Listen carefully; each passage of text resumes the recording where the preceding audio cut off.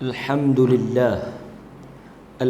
لله الذي أرسل رسوله بالهدى ودين الحق ليظهره على الدين كله ولو كره المشركون أشهد أن لا إله إلا الله وحده لا شريك له وأشهد أن محمدا عبده ورسوله أما بعد. Muslimin muslimat, tuan-tuan hadirin mukminin, kita sambung hadis yang berikutnya. Wa an Abi Abdurrahman Abdullah ibn Umar radhiyallahu anhuma qala sami'tu Rasulullah sallallahu alaihi wasallam yaqul, daripada Abu Abdurrahman Abdullah bin Umar radhiyallahu anhuma, dia berkata, hadis ni diriwayatkan daripada Abu Abdurrahman, kunyah kepada Abdullah bin Umar. Kita kenal sejarah ataupun kisah hidup Abdullah ibn Umar ni salah seorang daripada sahabat yang banyak meriwayatkan hadis Nabi sallallahu alaihi wasallam. Anak kepada Sayyidina Umar Al-Khattab radhiyallahu an. Dia yang meriwayatkan hadis ni. Kata dia, sami'tu Rasulullah sallallahu alaihi wasallam yaqul, aku telah mendengar Rasulullah sallallahu alaihi wasallam bersabda, intalaqa thalathatun nafarin mimman kana qablakum. Cerita dia ni berhubung dengan 3 orang lelaki yang telah melakukan suatu perjalanan. Mereka telah menempuh satu perjalanan mimman kana qablakum, yang mana 3 orang lelaki ini bukan daripada umat Nabi sallallahu alaihi wasallam. Man kana qablakum, orang sebelum daripada kamu. Kalau kita tengok dalam riwayat yang lain, dia kata daripada Bani Israel. Cuma dalam riwayat ni dia tak sebutlah, dia kata man kana qablakum, orang sebelum kamu. Tuan-tuan muslimin dan muslimat yang dirahmati oleh Allah Azza wa Jal, salah satu daripada perkara yang kerap ataupun selalu dikongsi oleh Nabi ialah cerita-cerita umat terdahulu. Nabi sallallahu alaihi wasallam ni bila dia bercakap dengan para sahabat-sahabat Nabi, dia akan suka ambil dan kongsi cerita-cerita terdahulu. Sebab itu di dalam sumber hukum, dalam menentukan hukum ni, dia ada satu sumber, dia panggil syar'u man qablana, syariat orang dahulu. Sebab kita kena tahu setiap nabi-nabi ni dia berbeza syariat, dia tak sama. Allah Subhanahu wa taala menyebut wa ja'alna likulli ummatin syir'atan wa minhaja. Bagi setiap umat ini ada hukum masing-masing. Sebab itu syariat Nabi Musa tak sama dengan syariat Nabi Muhammad sallallahu alaihi wasallam. Syariat ni maksudnya hukum, hakam, fiqh. Berkaitan dengan salat, berkaitan dengan puasa, berkaitan dengan zakat, mungkin isu aurat dan sebagainya, ni dia tak sama. Yang sama, semua para rasul bawa benda yang sama, tauhid. Yang ni sama. walaqad ba'athna fi kulli ummatin rasula an i'budullaha wajtanibut taghut. Yang ni sama. Dan sesungguhnya kami telah menghantar pada setiap kaum umat itu seorang rasul. Tiap-tiap kaum ni ada rasul. Mereka mengajak an i'budullaha, mentauhidkan Allah dan menjauhi taghut. Yang ni sama. Mai mana nabi pun dia akan cakap tauhid. Tapi dari sudut hukum hakam syariat, umpamanya puasa, walaupun umat dahulu ada puasa, umat kita ada puasa, sebab itu Nabi SAW sebut ahlul kitab juga puasa. Apa yang beza puasa mereka dengan kita? Apa beza antara puasa kita dengan puasa mereka? Yang Nabi sebut ada satu hadis. Yang Nabi kata kamu kena buat benda ni supaya dia bezakan antara kita dengan puasa ahlul kitab. Ahlul kitab ni Yahudi, Kristian lah. Maksudnya umat sebelum daripada kita. Apa? Sahur. Bisa dengar? Nabi kata kan? Bersahurlah. Kerana dia akan membezakan kita dengan ahlul kitab. Maksudnya mereka puasa tapi tak ada syariat sahur. Banyaklah juga kalau kita tengok dalam hadis, terutama dalam bulan Rajab ni, peristiwa Al-Isra wal Mi'raj. Umat-umat sebelum ni juga ada salat, ada semayang, disuruh semayang, tapi berbeza dari sudut waktu, berbeza dari sudut rakaat. Berapa bilangan rakaatnya, berapa waktu mereka kena salat, tapi mereka salat. Jadi ada beza. Baik. Syariat umat-umat dahulu kita tak boleh buat ataupun tak boleh pakai dah apabila datangnya syariat Nabi Muhammad. Cuma yang boleh kita teruskan apa dia? Yang boleh kita teruskan benda yang Nabi tak kata apa. Nabi cerita dan Nabi tak larang, maknanya boleh pakailah, valid. Perkataan yang kita boleh guna valid, maksudnya zaman Nabi Musa macam tu, zaman kita pun hukum dia sama. Macam mana? Nabi tak kata apa. Tapi asalnya apa sahaja yang umat dulu buat tak sama dengan umat kita, tak boleh pakailah. Bila Nabi mari, batal lah syariat umat terdahulu, kan? Okey, baik. Saat lagi ada pergi mengaku kata dia ikut syariat Nabi Khidir. Kalut kita. Nabi Khidir ke, Nabi Musa ke, Nabi Isa ke. Sebab itu di kalangan ulama mereka kata apabila Nabi SAW pergi ke Masjidil Aqsa, Nabi menjadi imam. Nabi disuruh menjadi imam. Nabi yang mengimamkan para nabi yang lain. Kerana para nabi yang lain terikat dengan syariat Nabi SAW. Bahkan apabila Nabi Isa turun di akhir zaman nanti untuk membunuh Dajjal, Nabi Isa akan turun dan dia akan membunuh Dajjal. Dia juga akan turun mengikut syariat Nabi Muhammad SAW. Sebab itu satu hari Nabi pernah tengok Umar Al-Khattab pegang Taurah. Umar pegang Taurah yang diturunkan kepada Nabi Musa. Umar pegang Taurah yang diturunkan kepada Nabi Musa. Apa kata Nabi?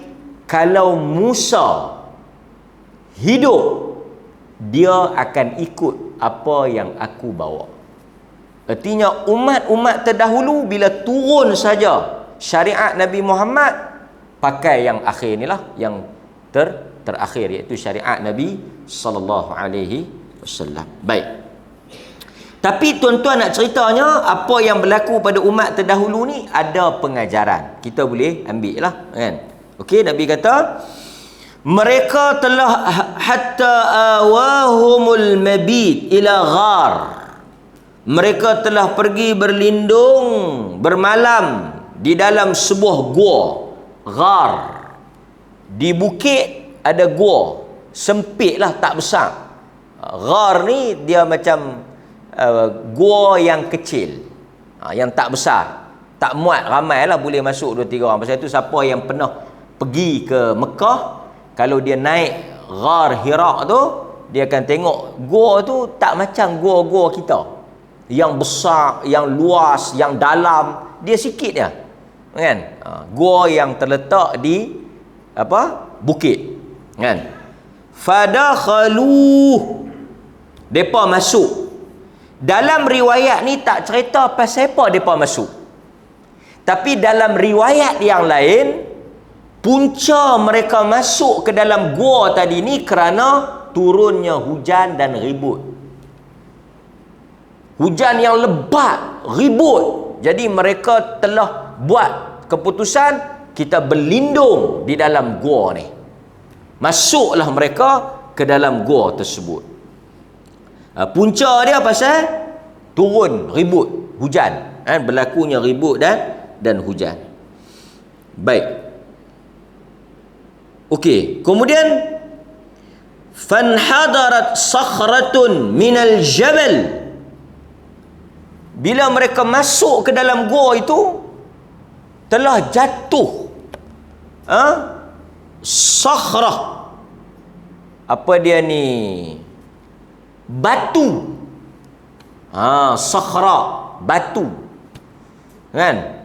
Batu minal jabal, daripada bukit no. Fasaddat, sadda yasuddu, telah tutup pintu gua tu. Tuan-tuan, macam mana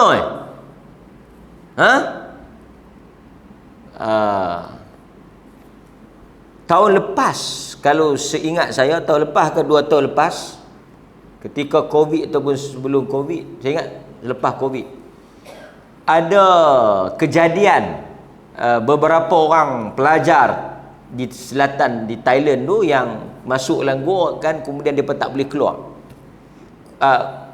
Kemudian ada pihak yang buat dokumentari based on the true story, cerita betul mereka buat. Kalau tuan-tuan ada masa, tuan-tuan boleh tengok macam mana gua yang mereka masuk tu, jalan tu, masuk dalam tu. Lepas tu hujan. Bila hujan ni, rupa-rupanya air ni dia boleh masuk kot celah-celah bukit tu. Sebab itu kalau orang Kelian, dia boleh cross mana? Orang Kelian, Gua Keleh. Tuan-tuan ni orang Perlis ke orang mana ni? Orang Kelian ni ya. Bukan. Orang Kelian, tuan-tuan tahu ayat daripada orang Kelian tu boleh cross. Mari ikut gua Kelam tu. Masjid tolong arrange satu lawatan sambil belajar. Sebab itu bila hujan lebat, air akan tembok keluar daripada pintu mana? Pintu gua gua Kelam tu. So ceritanya bukit lah, tak apalah cerita tu. So air boleh masuk. Bila air masuk, mereka ni duduk dalam gua, tak boleh keluar pasal air dah tutup laluan tu. Tapi mereka tak tenggelam pasal mereka duduk dalam gua tu, tempat tinggi, tapi air dah penuh. So nak ceritanya, orang terperangkap dalam gua ni bukanlah satu benda yang pelik atau satu benda yang mustahil. Kan? Bila masuk dalam tu, air banyak, tak boleh keluar. Dan orang bila nak masuk tengok cerita tu, mereka buat video, mereka masuk dalam tu, bila air penuh, mereka tak nampak lah jalan, besar ke kecil ke apa ke. So mereka kena ikut. Dan bila sampai kepada tempat yang budak-budak tu duduk tu, nampak? Tempat tu air tak naik. Tapi nak bawa keluar, tak boleh pula pasal nak kena cross air. Apa yang mereka buat? Mereka pump air bawa keluar. Mana nak boleh tuan-tuan, air duk turun, kita duk pump keluar. Akhirnya mereka tidur kan, buh dalam tiup masuk. Tapi ini saya nak bagi tahu tuan-tuan, ajal.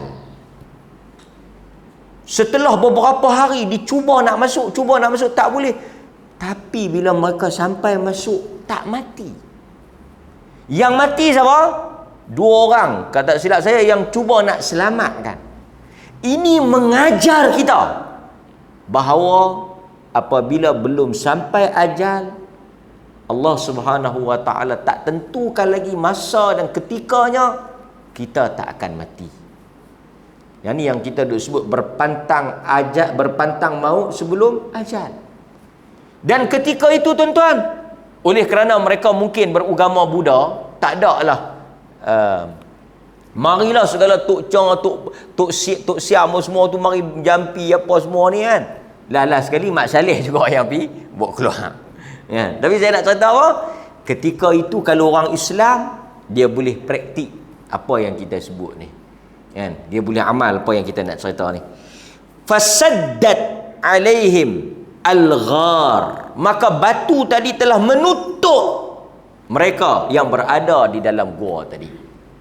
Tak boleh keluar. Dan tuan-tuan, bukan siapa duk tahu kata mereka tu duduk dalam tu. Sebab itu ada satu dokumentari juga bagus, real story, cerita betul. Satu orang pendaki bukit, dia pergi daki satu bukit ni pun bukan tahun-tahun yang lepas lah, baru beberapa tahun ni. Dia tersepit, bukan terperangkap, tersepit celah gua, bukan celah bukit tu, celah batu. Saya nak ceritanya, tak ada siapa tahu. Dia tersepit, nak keluar tak boleh, tersepit. Tapi dia hidup. Seingat saya dalam cerita tu, dia telah makan kaki dia sendiri untuk nak survive. Duduk, bukan duduk dalam, duduk luar, tapi nak pi tak boleh, tersempit. Dan tak ada siapa nak keluar, siapa kot tu. Tapi orang beriman dia tahu. Amman yujibu muttar idza da'ah. Allah kata amman yujib. Siapakah yang boleh mendengar? Siapakah yang boleh menjawab doa orang yang amman yujibu da'a ittarra, apabila dia dalam keadaan terdesak? Siapa yang boleh tolong dia? Tuhan tanya. Muttar idza da'a, amman yujibu al-muttar idza da'a. Orang yang dalam keadaan terdesak ni, siapa yang boleh bagi pertolongan? Ketika itu kita sebagai orang beriman percaya bahawa Allah Azza wa Jal ada di sisi kita, kan? Kemudian faqalu, mereka pun berkatalah sesama mereka, innahu la yunjikum min hadhihi as-sakhrah illa an tad'u Allah bisalih a'malikum. Qala rajulun minhum. Mereka kata tidak ada siapa pun yang boleh menyelamatkan kita daripada batu ni melainkan untuk kita berdoa kepada Allah Azza wa Jal dengan menyebut amalan-amalan yang kita buat. Tuan-tuan, pertama sekali kita akan tengok Allah Ta'ala respon doa mereka on the spot. Lala tu juga. Sekali kita akan cerita macam mana dia jadi. Tapi saya nak bagi tahu tuan-tuan, Allah Azza wa Jal apabila satu orang duduk dalam keadaan terdesak, susah, Allah akan makbulkan doa dia. Bukan sahaja orang Islam, dalam Quran Allah cerita sekumpulan orang-orang musyrikin ni yang mereka mensyirikkan Allah, kemudian mereka naik kapal ni, dalam Quran sebut mereka terdampar, dipukul oleh ombak, mereka berdoa kepada Allah dengan penuh ikhlas. Sebab mereka tahu berhala yang mereka sembah tak boleh tolong. Masa susah tu mereka ingat dekat Allah, mereka doa, Allah Ta'ala selamatkan mereka hingga ke tepi pantai. Selamat saja, Allah sebut dalam ayat tu, mereka kembali mensyirikkan dia. Jadi nak bagi taunya, yang kita duk kata Tuhan tak makbul doa ni, teruklah. Sedangkan orang yang mensyirikkan Allah pun makbul. Takkan kita yang mentauhidkan Allah ni tak makbul? Ini satu benda yang kadang-kadang kita kena muhasabah. Mungkin doa kita tu telah dijawab, tapi dengan cara yang berbeza, cara lain. Kita tak perasan. Nanti kita tengok. Baik. Faqalu, kemudian mereka pun mulalah qala rajulun minhum, mereka pun mulalah berdoa seorang demi seorang menyebut apa yang mereka telah buat. Yang ni yang kita akan sebut nanti di dalam bab tawassul. Tawassul, iaitu kita menggunakan amalan yang kita buat untuk menjadikan doa kita itu mustajab, makbul. Kan? Dia panggil tawassul. Allahumma kana li abawani shaykhan kabiran. Yang seorang ni the first, dia kata apa? Ya Allah, sesungguhnya aku mempunyai abawani shaykhani kabiran. Aku ada dua orang ibu bapa yang telah tua, syekh. Kabiran, dua orang yang dah tua, lanjut usia. Ini satu kelebihan orang yang masih hidup.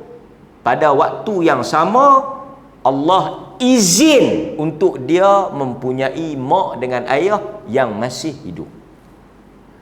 Ini kelebihan orang yang masa dia hidup, dia ada mak ayah. Dalam waktu tersebut, dia mampu untuk berkhidmat. Kalau dia kecil lagi, lepas tu mak dia mati, rugilah kan. Sebab dia tak ada peluang nak berkhidmat. Walaupun ada ruang untuk dia doa dan sebagainya. Tapi yang ni kelebihan orang yang masih ada ibu bapa. Masih ada ibu bapa. Dia kata apa? Ni tengok hebat ni. Dia kata, wa kuntu la aghbiqu qablahuma ahlan wala malan fana abi talabu syajar yawman. Dia kata antara bentuk berbuat baik yang dia buat kepada dua ibu bapa dia ni, sebab kita ni macam-macam. Saya percaya tuan-tuan juga macam-macam style.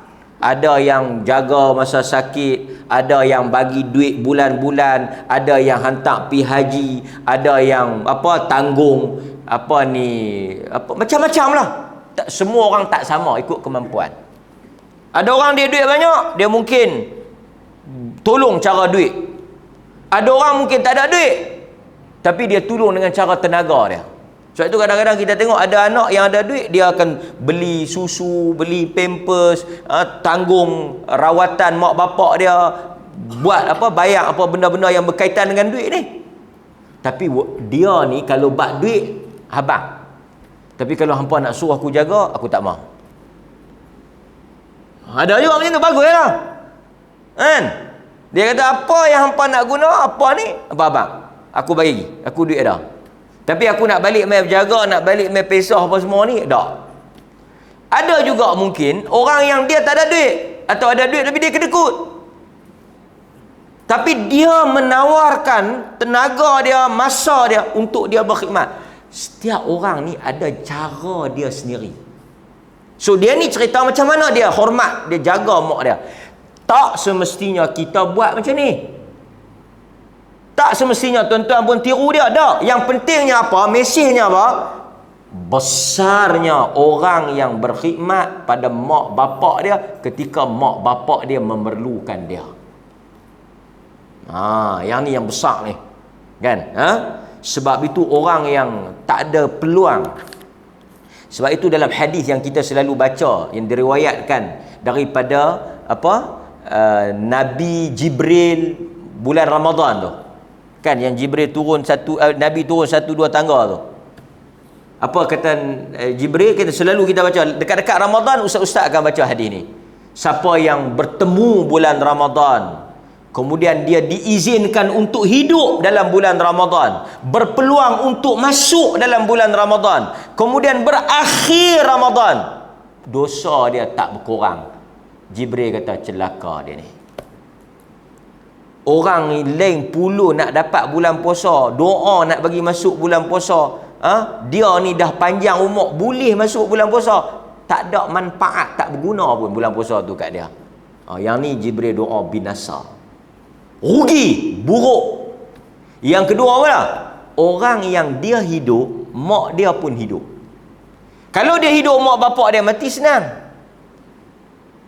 Rugilah dia. Tapi dari satu sudut dia mungkin tak ada dosa lah. Tapi sebenarnya satu kerugian besar untuk dia. Peluang untuk dia dapat doa yang mustajab tak ada. Jadi nampak tak? Jibril kata siapa yang ketika hidup mak ayah dia pun hidup, dia sempat bersama mak ayah dia, tetapi tidak diampunkan dosa. Artinya apa? Dia tak memanfaatkan, dia tak ambil peluang tu. Dia tak rebut peluang untuk khidmat pada mak bapak dia. Ini manusia yang didoakan kebinasaan oleh Jibril. Orang lain semua pulun, tayak, menangis, kan, sedih, duka cita kehilangan ibu bapa. Dia ada, tapi demikianlah manusia, kan. Dia tak mengambil peluang yang ada. Baik, tapi dia ni ambil peluang tu. Dia kata la aghbiqu qablahuma ahlan wala malan. Dia kata aku ni tidak akan makan malam, tak akan minum. Aghbiqu ni dia kata di sini apa dia, ma yashrabu masaan, susu yang diminum untuk malam, dinner. Kan Arab ni dia minum susu ya, dia malam-malam dia minum susu. Susu ni bagus, dia minum susu. Jadi dia kata dia tidak akan minum susu malam ni kecuali mak bapak dia minum dulu. Takdim, hormat, tanda kita ihtiram, ikram, memuliakan mak bapak kita ni, kita akan pastikan mereka ni makan dulu sebelum kita makan. Habis koman sepana sangat kita ni sebagai anak, hang telefon tanyalah makan apa. Lagi teruk dia boleh pergi makan kenyang, lepas tu dia boleh main buat tak apa saja. Tak teringat langsung nak tanya. Mengaji bukan lekeh-lekeh, pandai, hebat. Tapi benda-benda yang concern, orang putih kata common sense ni, benda-benda yang orang tak mengaji pun boleh faham.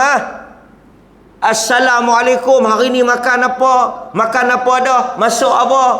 Ada apa kan nak tolong beli?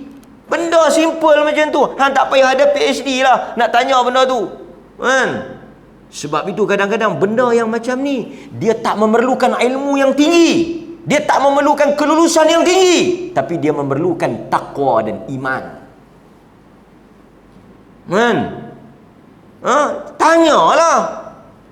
Dahlah kawan tu duduk seorang, kan? Ataupun dua orang ke, uzur, tak larat.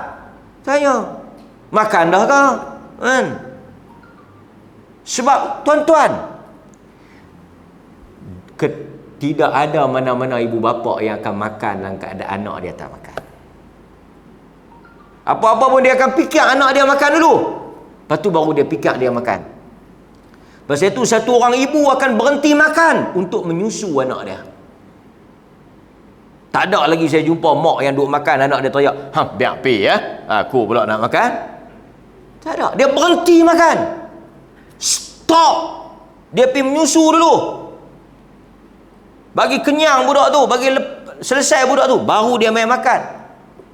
Itu yang kata ibu. Kan?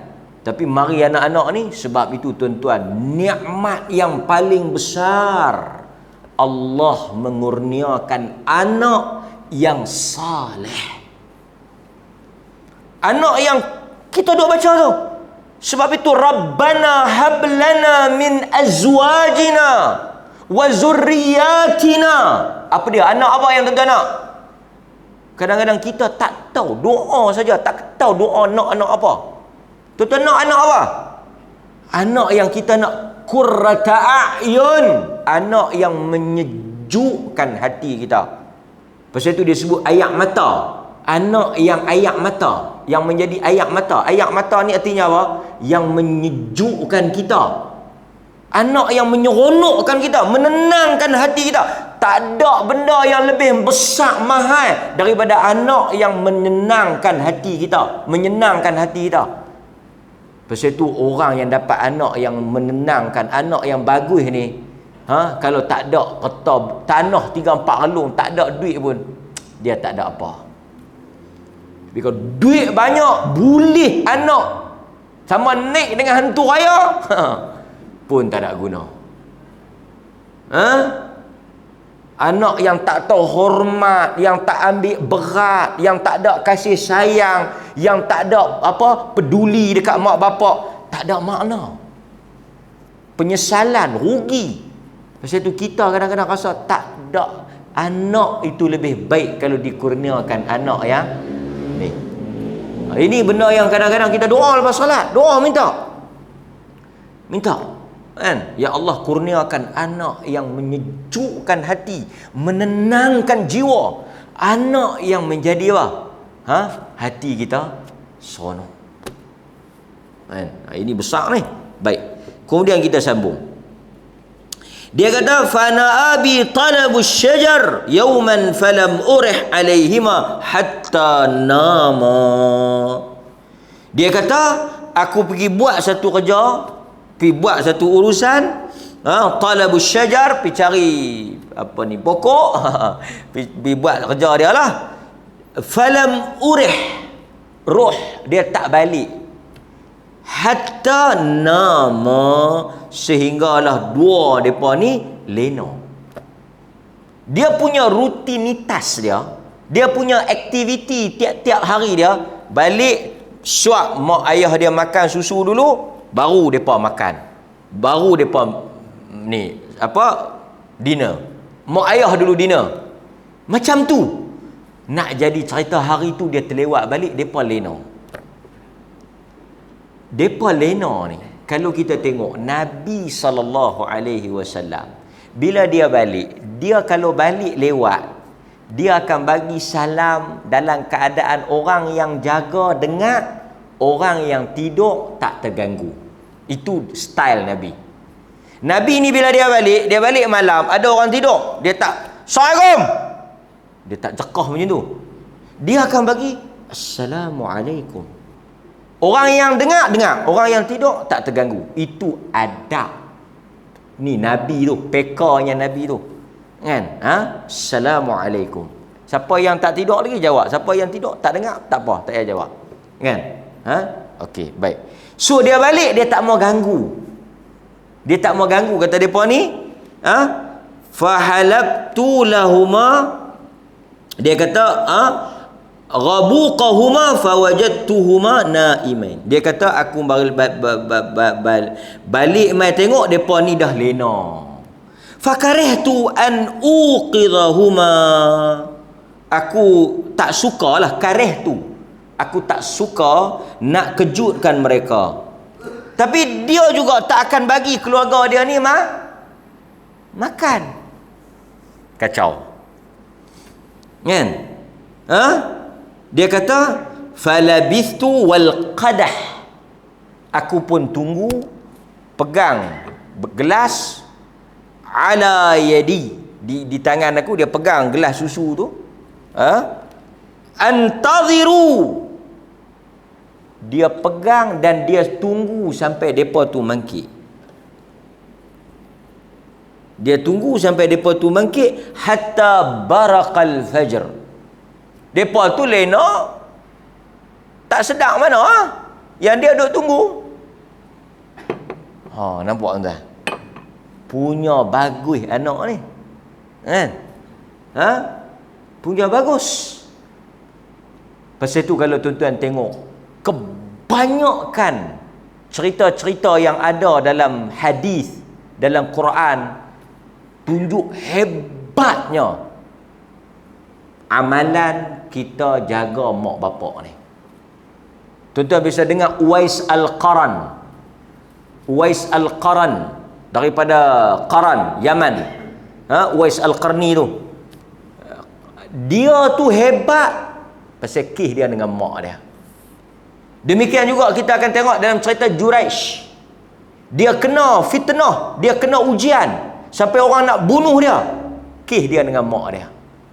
So banyak lagi cerita-cerita yang menunjukkan apa? Hebatnya power orang yang jaga dan birrul walidain. Birrul walidain ni apa dia? Berbakti pada mak bapak dia. Sakanlah, hebatlah, kan? Sebab itu kita dalam hidup kita ni tuan-tuan, mukminin mukminat, kalau ada peluang kita ambil peluang tersebut, kan? Baik. Dia kata wal qadahu ala yadi antadhiru. Dia kata aku pun tunggu sampailah depa bangkit. Cuma nak habaq, nak tambah dahsyat lagi ni, was-sibyatu yatadaghawna 'inda qadami. Dia kata dalam keadaan anak-anak dia ni duduk di kaki dia ni duk minta nak makan. Dia kata nanti duk bagi tok wan hangpa makan lu. Sat lagi hangpa makan. Kan? Di kalangan para ulama kita bincang sikitlah. Baik. Tuan-tuan, yang ni tajuk birrul walidain ni berbakti pada mak bapak dalam konteks kita pilihan lah. Maksudnya kita boleh mudah macam ni ya. Antara tanggungjawab kita nak bela mak bapak kita dengan bela anak isteri kita dari sudut hukum nafkah, kita berkewajipan jaga anak isteri kita. Ni dari sudut nafkah ni. Tuan-tuan dapat Cuma anak isteri kita jaga, makan minum depa settle. Tapi kita specialkan mak ayah kita, yang ni dari sudut muamalah kita nak bagi elok, tak ada masalah. Yang tak betulnya, apabila kita menganiaya anak bini kita mendahulukan mak bapak kita. Yang ni tak boleh lah. Sebab satu orang anak tak wajib memberi nafkah pada mak ayah dia. Dia hanya wajib bela mak ayah dia. Pertama, mak ayah dia miskin. Yang kedua, mak ayah dia memang memerlukan pertolongan. Contoh, mak ayah dia tu orang susah, tak ada pendapatan, merempat. Memang kalau dia tak tolong, mereka akan susah, wajib dia bela. Tapi kalau mak ayah dia ada pencen, ada gaji, ada reta, tak susah, kaya, dia tak wajib lah. Cuma kalau tak wajib pun, hang janganlah sampai tak ambil reti apa langsung. Tanya, buat khidmat, apa tetaplah ada birrul walidain. Cuma dari sudut hukum, dia selesai beli beras bagi dekat bini dia, bagi makan anak bini dia, yang tu dulu. Sebab kadang-kadang ada orang ni dia macam ni lah tuan-tuan, dia mendahulukan mak ayah dia sampai menganiaya anak bini. Ini tak betul. Tak betul. Mak ni pun kadang-kadang dia kena bertimbang rasa lah. Jangan ambil kesempatan di atas kebaikan anak ni. Kadang-kadang anak ni dah bagus dah taat dah, dia pengguna betul-betul bully pula anak dia ni sampai menganiaya menantu dia ni, tak boleh jugalah. Ini juga tak bagus. Dah tahu kata apa, saja perangai. Dah tahu kata anak dia macam ni, dia saja duk buat akal kot ni, tak boleh lah kan. Dia kena bertimbang. Tapi jarang lah ni cerita-cerita pukul 7 punya drama lah kan. Realitinya semua bagus lah kan. Bagus. Baik. Cuma kita nak bagi tahu dari sudut hukumnya, nafkah suami isteri, anak-anak. Nafkah mak ayah ni kalau mereka tak mampu, kita jaga. Kalau mereka mampu, bukan tanggungan kita. Saya tak pernah bagi duit kat mak ayah saya tak pernah beli barang kat mak ayah, tak berdosa lah. Cuma tak bagus lah. Dosa tu dak lah. Cuma dia ni anak yang tak bagus lah. Patutnya dia, kalau dia sendiri tak mampu, tak apalah kan. Tapi itu. Baik. Dia kata, tapi dia tak bagi kat anak dia ni. Di kalangan para ulama kata anak dia pun okey. Cuma dia nak ajak, dia punya adab tu, dia nak dahulukan mak ayah dia dulu. Tak apalah. Dan anak dia pun okey, tak ada masalah. Cuma biasalah budak-budak kan. Okey, baik. Sebahagian kata yang ni kes umat terdahulu. Mari kes sekarang, kalau kata anak-anak kita lapar, kita bagi makanlah dulu. Tak berdosa lah kalau mak ayah dia mangkit, mana susu aku? Ni anak-anak hang makan lah. Makan lah. Hang berdosa. Tak lah kan? Boleh faham ha? Okey, baik. Seterusnya dia sambung. Yang berdosa mana? Yang berdosa dia pergi jamu kawan dia di kedai, bini dia lapak. Yang tu berdosa. Kan? So kita sambung. Dia kata apa?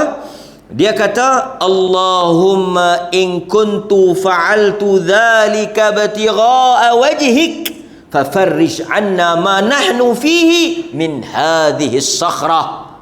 Dia kata, ya Allah. Tengok.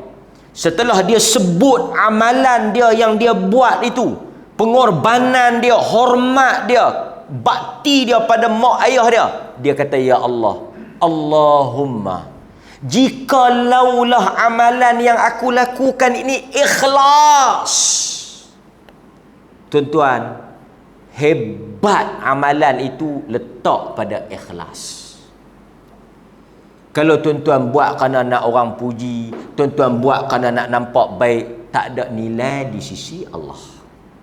Sebab itu bila dia nak minta dekat Allah, dia kata apa? In kuntu fa'altu dhalika ibtigha, jika aku buat amalan itu jaga mak ayah aku, mengharapkan wajah redamu ya Allah, maka tolonglah buka pintu gua ni, alih batu ni daripada kami.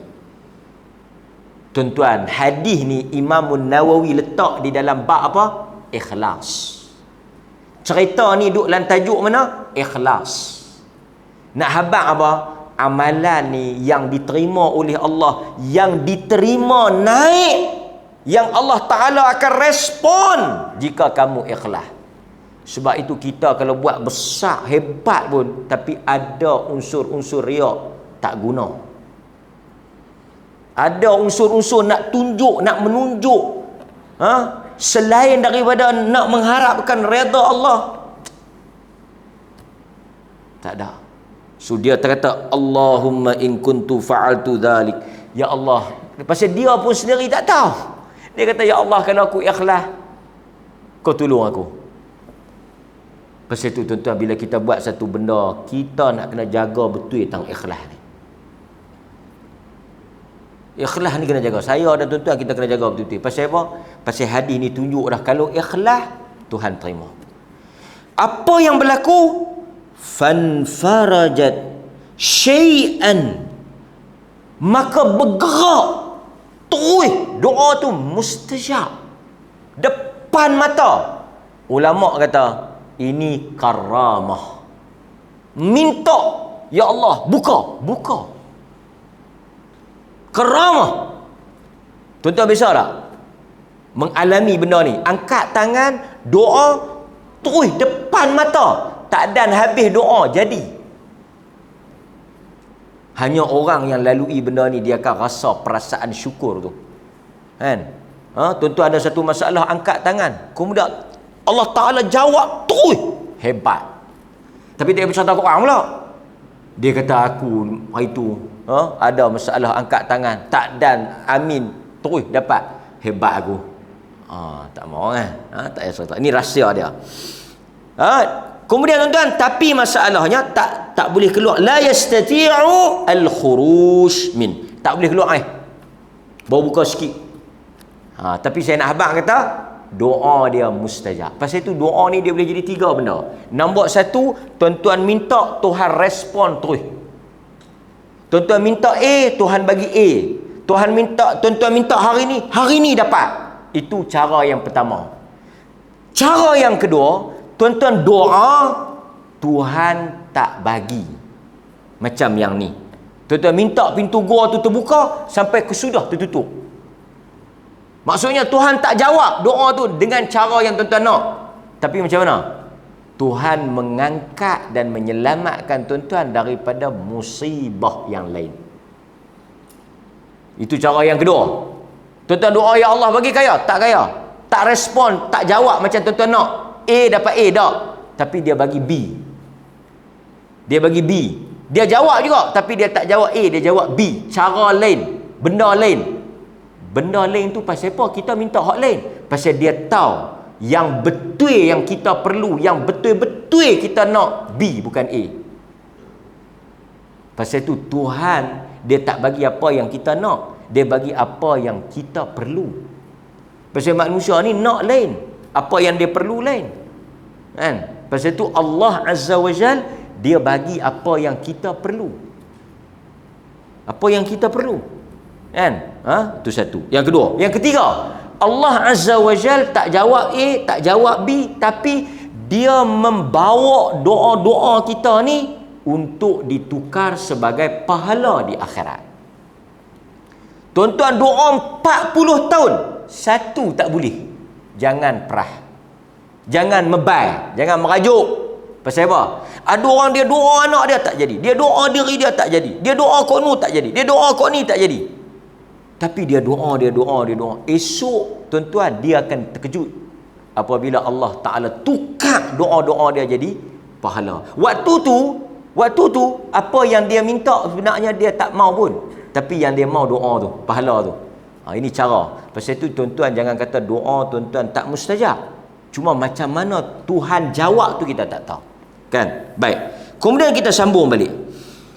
Orang yang kedua kata, dia kata qala al-akhar, dia kata aku ada ibnatu ammi. Dia kata innahu kanat liya ibnatu ammi, dia ada satu anak bapa saudara. Ini sepupu dia, perempuan. Ibnatu ammi, sepupulah anak bapa saudara dia, ponakan dia, sepupulah. Dia kata kanat ahabban nasi ilayya, aku sangat cinta, sukalah dekat aku punya apa dia ni, sepupu ni, kan? Ibnatu ammi ni, anak pakcik dia ni. Dia geram, dia seronok, dia cinta, kan? Kemudian dia kata apa? Dia kata fa aradtuha ala nafsaha famtana'at minni, dia tak mau dekat aku. Jadi ini tuan-tuan menunjukkan kepada kita apa? Rezeki juga. Kadang-kadang kita suka kat satu orang tak suka kat kita. Pasal tu suka cinta ni rezeki, kan? Rezeki ni tak boleh, mana kita boleh faham dia macam mana boleh suka kat dia. Allah Ta'ala bagi aku suka kat dia, rezeki ya. Kadang-kadang kita punya pulun dia tak suka kat kita, tetapi dia pergi suka kat orang lain, rezeki. Dan rezeki ni Allah yang bagi. Pasal tu kalau tuan-tuan direzekikan orang suka, alhamdulillah. Tapi tak payah buat nak bagi orang suka, kan? Pasal tu kita tak boleh faham kawan tu dia bercinta dengan kau ni, bercinta dengan kau ni, rezeki. Jadi masalah dia sekarang ni, dia suka kat kawan tu tak suka kat dia. Tak boleh nak buat apa. Pasal tu tuan-tuan baca cerita Barirah dengan Mughis, kan? Yang mana bini dia tak mau dekat dia. Dia punya angau gila talak lah bahasa kita. Dia pergi ikut bini dia, ikut Madinah tu. Dia duk pergi pujuk lah, balik lah dengan dia, terimalah dia. Tapi kawan tu tak mau. Nabi tengok lebih kesian. Nabi panggil isteri dia. Nabi kata ni, tak mau ke balik, rojok balik, kan? Terima balik suami dia ni. Panjanglah cerita pasal apa yang dia berpisah tu. Dia kata dekat Rasulullah suruh ke? Rasulullah kata tak, tapi nak tolong kira lah. Dia kata dia tak mau. Rasulullah kata tak apa, tak boleh paksa. Nampak? Tapi nak dijadikan cerita, kawan ni kata dia telah hatta allamat biha sanatun minas sinin fajaatni. Ceritanya kawan ni ada riwayat menyebut dia mengusahakan kebun. Lepas tu kebun dia tu kemarau. Jadi bila kemarau, dia dah tak ada duit. Kawan ni pula orang kaya. Pendekkan cerita, dia mai jumpa kawan ni yang lelaki duk berkenan kat dia ni. Fa'ataituha 20 wa 100 dinarin ala an takhalliya bi baini wa baina nafsiha. Dia mai minta tolong dekat aku dalam keadaan dia terdesak. Dalam sebahagian riwayat dia kata dia minta 100, aku bagi 120. Kan? Dalam sebahagian riwayat perempuan ni main nak pinjam 100 ya, tapi dia bagi 120. Tapi dalam riwayat ni dia sebut terus 120 dinar. Tapi dengan syarat hendaklah dia berhubungan dengan dia, artinya memenuhi hajat dia, kan. Jadi perempuan ni pun fa'alat hatta idza qadartu 'alaiha wa fi riwayat falamma qa'adtu baina rijlaiha.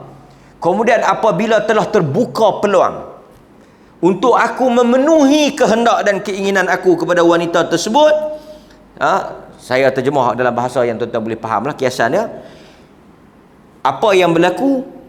Qalat, perempuan ni cakap, ittaqillah wa la tufadda al-khatam ila bihaqqih. Takutlah hang kepada Allah, janganlah hang buat benda yang bukan benda yang Tuhan halalkan. Dia sebut bahasa kiasan lah. Cincin ni buat bagi kena lah. Jangan ambil cincin yang bukan cincin kita. Lebih kurang bahasa dia kiasan macam tu lah. Dia kata hang takut kepada Allah. Apa yang berlaku tuan-tuan sebelum kita azan? Fansaraftu anha wa hiya ahabbun nas ilayya wa taraktu adh-dhahab alladhi a'taituha. Aku dengar dia kata, ya Allah, takut kepada Allah, aku terus tinggal dia, dengan mah-mah tu pun aku tinggal, aku bagi kat dia. Ya Allah, kalaulah aku melakukan perbuatan itu, ini yang kita kata tinggal dapat pahala ni. Tinggal buat jahat, tak jadi buat jahat, dapat pahala yang ni lah. Dia kata, kalau aku tinggalkan perempuan itu, perempuan yang aku memang suka, memang aku menginginkan dia, dan aku telah berpeluang, tidak ada orang yang boleh halang, aku tinggalkan dia kerana-Mu, ya Allah. Buka pintu ni. Apa yang berlaku? Betul tuan-tuan, dia memang tinggal kerana Allah. Tak ada siapa nak boleh halang dia. Pasal itu kita kata tak aci kalau tuan-tuan dah buat apa semua, orang main tangkap, tak ada nak buat apa. Dia kata, alhamdulillah kita hari ni kalau masuk dalam gua pun pintu terbuka. Pasal tak ada buat lagi. Tak ada buat bukan pasal pintu terbuka, pasal orang ketuk pintu. Kan? Projek tergendala. Asal tu saya kita publish sikit kesimpulan orang yang ketiga insya-Allah dalam hadis ni. Wallahu taala alam.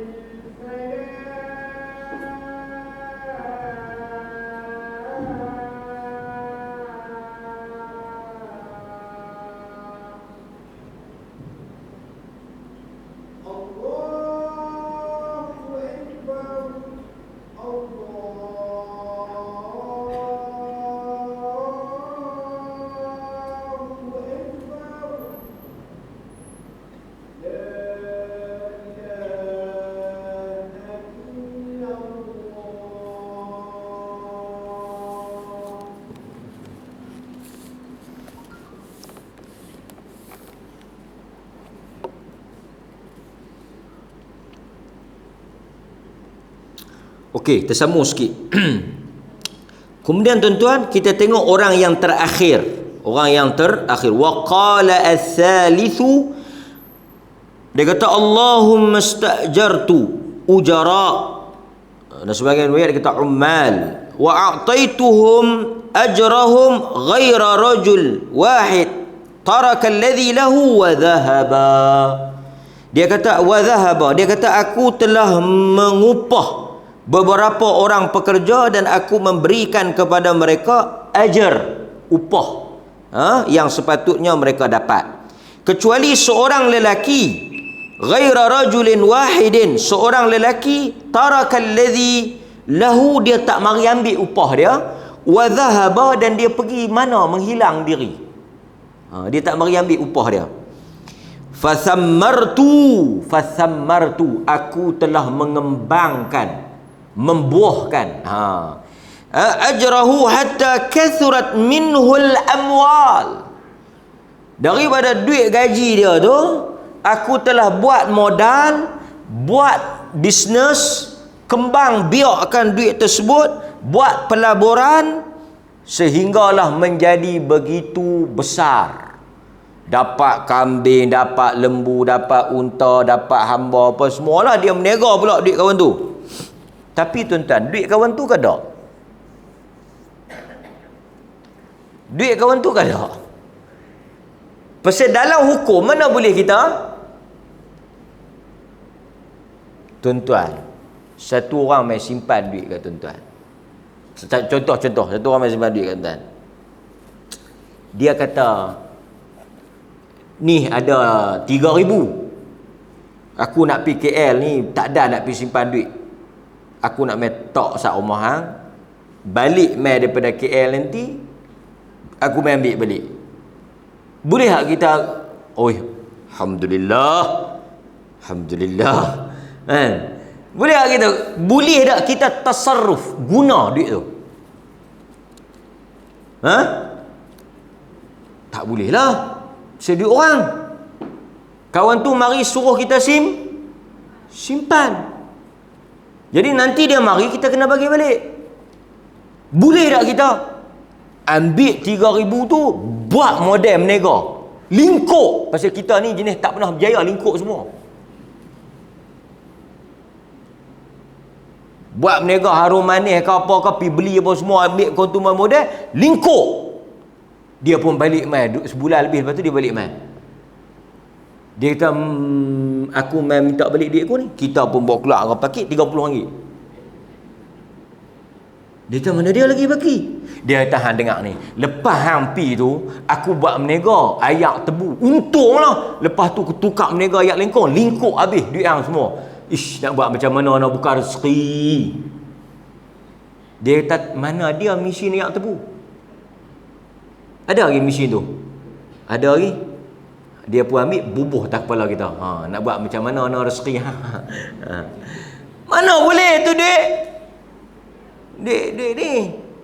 Sebab itu tuan-tuan, kalau kita nak berkongsi, dia panggil mudharabah. Perkongsian ni kan. Pasal itu tuan-tuan dengan bank, tuan-tuan bukan pasal itu tuan-tuan di bank tu, tuan-tuan simpan, pergi simpan duit. Bukan tuan-tuan bagi dia. Pasal itu tuan-tuan dah kata, pasal apa saya tak boleh ambil untung? Pasal apa duit untung saya tak boleh ambil?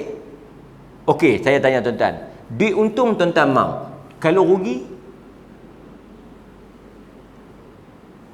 Tuan-tuan pergi jolok duit, tuan-tuan simpan 5,000, pergi jolok cek tengok ada 2,500, tanya bank, saya ingat saya tu simpan 5,000, tinggal mana tu 2,500. Ni dengar ni cerita, dengar dulu sebelum nak apa-apa, dengar dulu.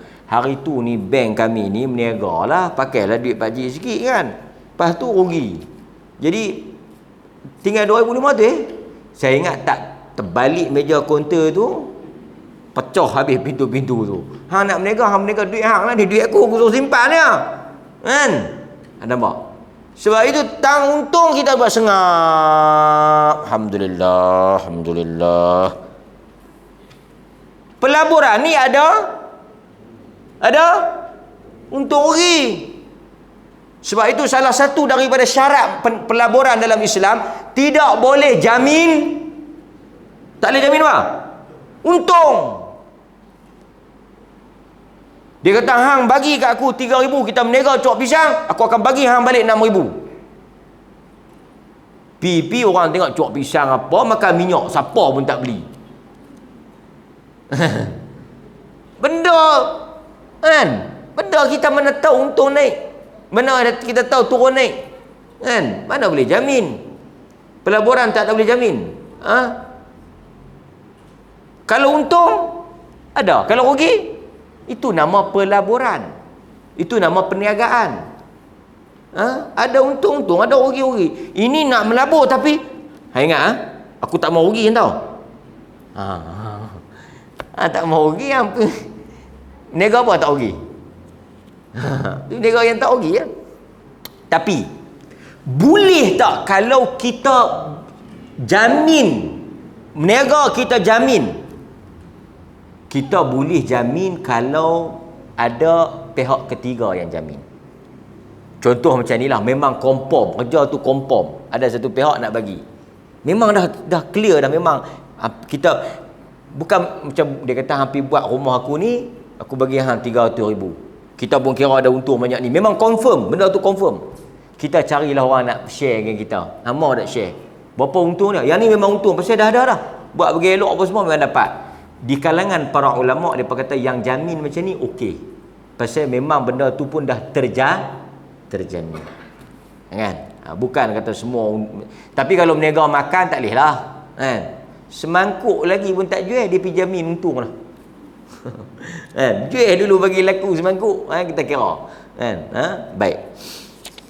Tapi dalam hadis ni tuan-tuan kena ingat lah, pertama ada ulama kata yang ni cerita umat dulu. Tapi kalau umat lah mana boleh, tak boleh, jangan duduk pergi ambil guna duit orang tak tahu halal. Yang kedua, kawan ni dia tak boleh claim kata duit dia pasal belum serah. Duit ni jadi hak kita al-qabd. Okey, al-qabd. Bila kita serah kat kawan tu baru jadi hak. Dia serah ke tak lagi?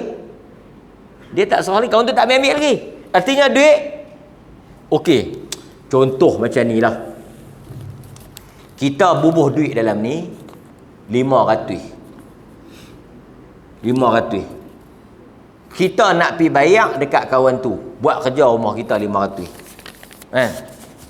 Okey, 500. Tulis nama. Tulis tukang, duit tukang 500. Kita bubuh dalam pakit kita. Pi tengok orang jual derian. Orang jual derian. Kita pun berhenti. Derian apa ni? Duri hitam. Memang duri betul ya. Orang polis kalau dia kata duri ni, tuan-tuan kena faham, balak lah. Duri tu ya. Duri. Dia pun tak bawa, duit tak bawa. Dia teringat ada duit tukang.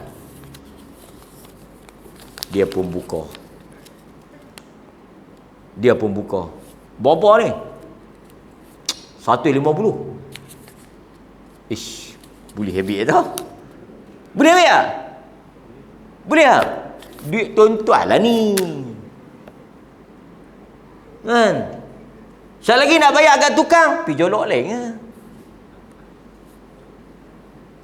Tapi kalau tuan-tuan jenis warak orang tak bang mai dah.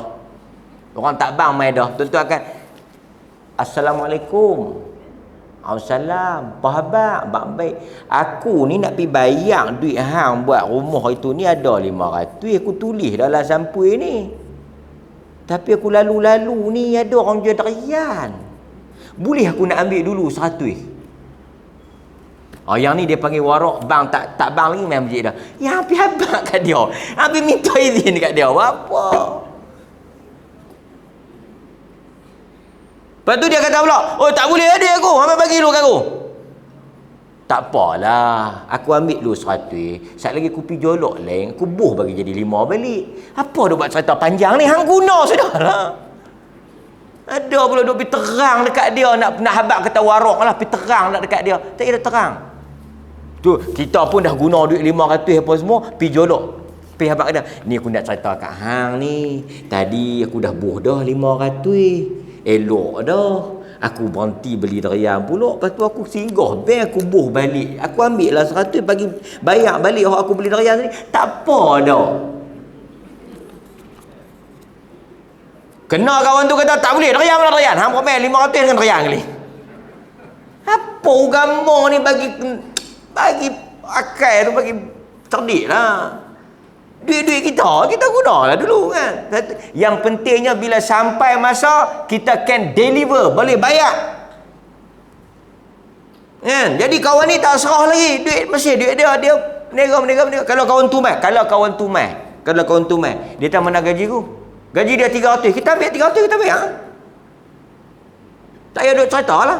Yang pentingnya duit gaji dia kita bayar. Tapi kawan ni tak tahulah. Nak jadi cerita, dia kata duit gaji hang tu semua tu yang menega apa semua, yang aku menega apa semua tu ni je. Macam mana? Hang nak ambil lah. Dia kata betul ke? Betul dia kata duit hang tu aku menega apa semua jadi ni. Ambil cerah. Ambil habis. Yang ni ini cerita umat terdahulu lah, tapi kalau ikut hukum panjang lah cerita dia ni dari sudut bolehkah kita guna untuk melabur. Lepas tu orang yang buat kerja tu dia ada bahagian untuk dia pasal dia yang melabur dan sebagainya, panjang lah. Tapi ceritanya kawan ni redha, ambil cerah. Dia kata ya Allah ya Tuhanku. Tuan-tuan, ketiga-tiga amalan ni berkait dengan orang. Tuan-tuan nampak, saya selalu tekankan amalan yang berhubung dengan manusia memang dahsyat. Nombor satu, amalan yang berkait dengan ibu bapa. Yang kedua, amalan yang berkait dengan orang yang susah tadi, perempuan tadi. Yang ketiga, amalan yang berhubung dengan hak pekerja. Artinya hak manusia ni memang dahsyat lah. Tu yang kita kena ambil.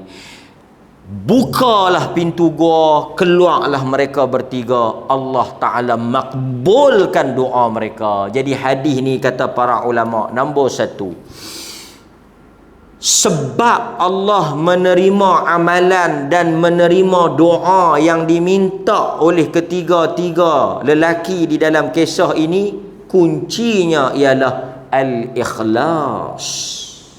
Ikhlas. Itu yang pertama. Tentu apa-apa pun ikhlas. Yang ikhlas kekal. Orang puji 3 hari habis. Orang maki 2 minggu selesai. Apa saja tak kekal. Yang penting ikhlas. Tuan-tuan buat makan, orang puji, habis makan, selesai. Tapi kalau tuan-tuan buat ikhlas, orang makan habis pun pahala dah. Pasal itu kalau kita buat ikhlas ni, kita tak fikir sangat, tak susah hati, tak tidur, tak lena lah, senang cerita. Ini dia hantar bulan puasa, dia pergi hantar gulai rumah jiran tu. Dia duduk tunggu jiran tu mesej dia. Awak lah, dia tak kata apa gulai tu sedap ke dok tu. Lepas tu masuk mesej. Kawan tu kata, sedaplah gulai hang. Ambil yang mayang marik tu. Bini laki dia tanya, tak makan kurma, tak buka puasa? Kenyang. Kenyang puji. Tuan-tuan biasa makan puji? Saya nak cerita ni macam mana rasa kenyang puji. Kan? Dia punya kenyang puji ni sengkak yang tidak ada had. Kadang-kadang kita tertidur pun kita duduk senyum pun kita pasal dia teringat orang puji tu. Tapi orang puji ni tak sama macam kita puji Tuhan. Orang puji ni, kita bila kata Alhamdulillahirrabbilalamin, alif lam tu menunjukkan memang Tuhan tu layak dipuji, pujian yang benar. Tapi orang puji kita, dan bahasa Arab ni dia panggil mujamalah. Tahu mujamalah ni cakap bagi nak nampak elok lah. Dia bermuka-muka. Pasal itu tuan-tuan, orang puji kita ni belum tentu. Puji tak kenyang kan. Tak mati dek puji, tak macam mana, tak mati dek puji, tak hidup dek keji. Macam itulah lebih kurang kan. Baik. So itu yang pertama. Yang kedua, bolehnya kita bertawassul dengan amalan saleh, mengungkit dan menyebut amalan kita untuk menambahkan doa kita ni mustajab. Yang ni kita sebut amalan, tuan-tuan. Tapi saya nasihatkan, tuan-tuan buatlah. Sat lagi bila tuan-tuan nak doa, jam. Ya Allah, ya Tuhanku. Pedia tak? Tuan-tuan biasa tak? Ya Allah, ya Tuhanku. Takkan mayang lohok Mayang lohok tak payah sebut lah. Ada tak? Apa dia tuan-tuan buat? Cuma malam ni tuan-tuan, katalah jadi satu kes kat tuan-tuan. Tuan-tuan nak doa. Ada tak benda yang tuan-tuan pernah buat besar, yang ajib, azim, yang luar biasa macam kes ni? Ada? Tuan-tuan kena ada. Sebab itu masa senang, masa ada peluang buat, kerana kita tak tahu bila kita nak guna. Dia kata bukan kita tak boleh mengungkit-ungkit. Yang tak boleh tu ungkit dekat orang. Yang kita sebut ni ungkit dekat Tuhan. Kita tak ungkit pun Tuhan tahu. Tuan-tuan jangan silap faham pula. Yang kita sebut ni depan Allah. Ya Allah, ya Tuhanku. Apa benda tuan-tuan buat? Jika aku melakukannya ikhlas kerana-Mu, kabulkan hajat tuan-tuan sebut. Doa mustajab. Tapi bukan pergi ungkit kat orang. Dia kata aku ni nak tahu tak, tu yang depa-depa tu semua akulah tu kan. Aku harap ikhlas lah kerana Allah. Tu dia. Kan? Tak. Dan ikhlas ni satu benda yang pelik tau. Satu benda yang pelik. Orang buat bulan puasa, buka puasa. Siapa yang nak tulis nama, kadang-kadang dia tulis nama. Dia tertulis nama. Buh nama dia, tak apa. Saya tak kata orang yang tulis nama tak ikhlas. Kadang-kadang yang tulis hamba Allah tu boleh jadi lingkup dulu. Satu orang dia pergi tulis nama dia, mungkin nak bagi tahu kata dia menyumbang, nak galakkan orang lain menyumbang. Pasal dia bukan duduk di situ. Contoh dia kata, tu Imam, saya ambil lah malam kedua, tulis hamba Allah. Cik, bagus ya? Dia main. Sedap gulai ikan.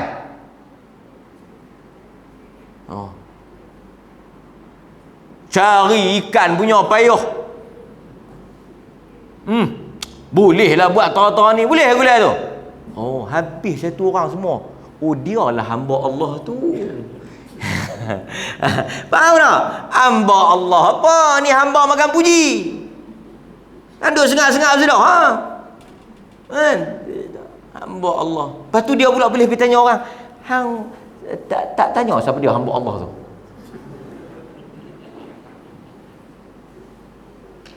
Aku tak tahu. Yang penting ada orang makan, aku makan.